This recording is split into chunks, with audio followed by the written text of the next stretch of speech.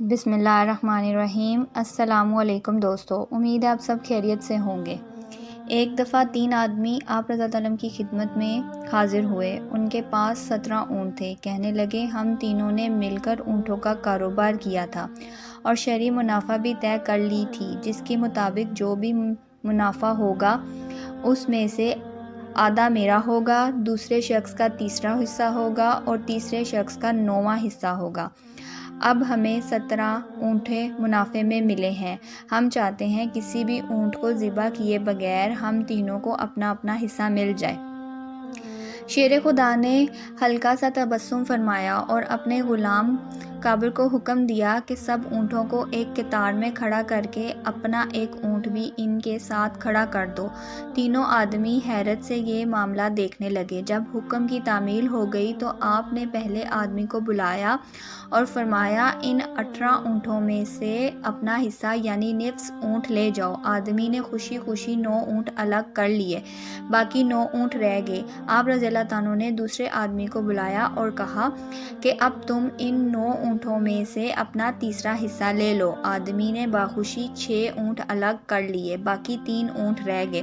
آپ رضی اللہ عنہ نے تیسرے آدمی سے فرمایا کہ اب تم ان 3 اونٹوں میں سے اپنا 9واں حصہ یعنی 2 اونٹ لے لو۔ تیسرے آدمی نے بھی خوشی سے 2 اونٹ لے کر الگ کر لیے، باقی رہ گیا 1 اونٹ، جس کے بارے میں آپ رضی اللہ عنہ نے اپنے غلام کو حکم دیا کہ اسے واپس لے جاؤ۔ تینوں ساحل ہنسی خوشی اپنے اپنے حصے کے لے کر روانہ ہو گئے۔ اپنے اونٹ بھی آپ کے پاس رہا اور سب کو ان کا حصہ بھی بغیر اونٹ ذبح کیے مل گیا۔ حضرت علی رضی اللہ عنہ ہر مسلمانوں کے دل میں بستے ہیں۔ روایت کی تمام تجار باختہ باوجات مسلمان ان کے عقیدت رکھتے ہیں اور ان کو اپنا مانتے ہیں۔ وہ شیر خدا ہیں اور بابو عالم ہیں۔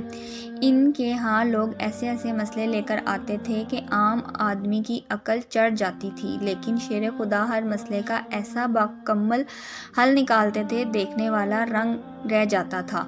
2 آدمی سفر پر جا رہے تھے۔ ایک کے پاس 3 روٹیاں تھیں اور دوسرے کے پاس 5۔ دونوں مل کر کھانے کے لیے بیٹھ ہی تھے کہ اسی اثناء میں ایک تیسرا مسافر بھی آ گیا اور کھانے میں شریک ہو گیا۔ کھانا ختم ہوا تو تیسرے مسافر نے 8 درہم ان کے حوالے کیے اور چلا گیا۔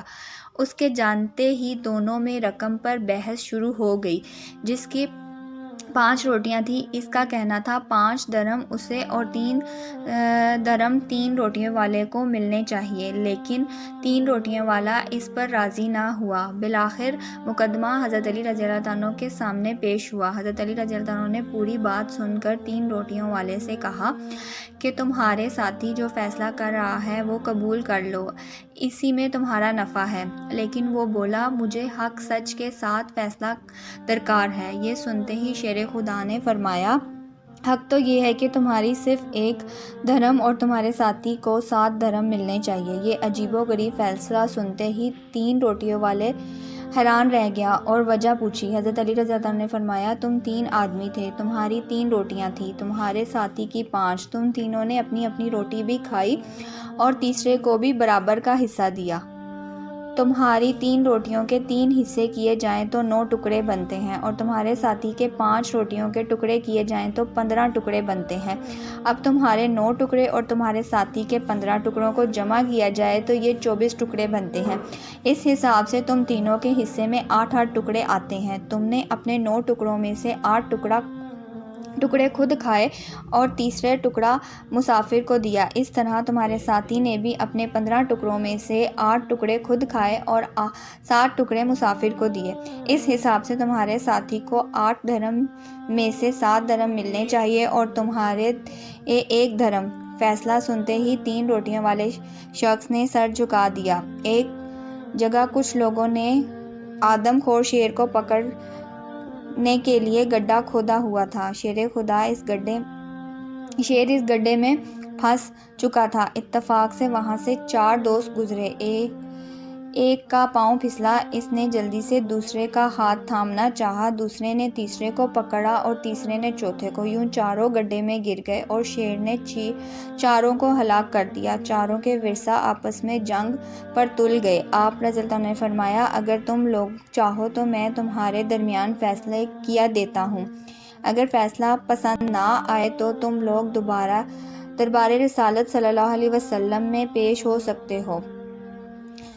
لوگوں حقیق نے رضامندی ظاہر کی تو آپ رضی اللہ عنہ نے فرمایا، جن لوگوں نے یہ گڈھا کھودا تھا ان کے قبیلے والوں سے خون بہا کی رقم اس طرح سے وصول کی جائے کہ پہلے مقتول کے ورثا کو 1/4 خون بہا ملے، کیونکہ اس کی وجہ سے 3 لوگ بھی جان سے گئے۔ دوسرے مقتول کو ورثا کو 3/4 خون بہا ملے، کیونکہ دوسرے مقتول کی وجہ سے 2 لوگ جان سے گئے۔ تیسرے مقتول کو نصف خون بہا ملنا چاہیے، کیونکہ اس کی وجہ سے صرف ایک بندہ جان سے گیا، جبکہ چوتھے مقتول کے ورثا کو پورا خون بہا دیا جائے، کیونکہ اس کی وجہ سے کسی کی جان نہیں گئی۔ یہ سنتے ہی مقتول کے ورثا نے فیصلہ ماننے سے انکار کر دیا اور حجۃ الوداع کے موقع پر یہ مقدمہ رسالت مآب صلی اللہ علیہ وسلم کے حضور پیش کیا۔ حضور صلی اللہ علیہ وسلم نے جب حضرت علی رضی اللہ عنہ کا فیصلہ سنا تو یہ فرمایا کہ میرا بھی یہی فیصلہ ہے۔ حضرت علی رضی اللہ عنہ کے سامنے لوگ اوٹ پٹانگ مقدمہ بھی لے کر آ جاتے تھے، لیکن آپ رضی اللہ عنہ نے کبھی ان کو بھی خالی ہاتھ نہیں لوٹایا، بلکہ زندہ دلی کا مظاہرہ کرتے ہوئے انہیں بھی خاص خواہ جواب سے نوازا۔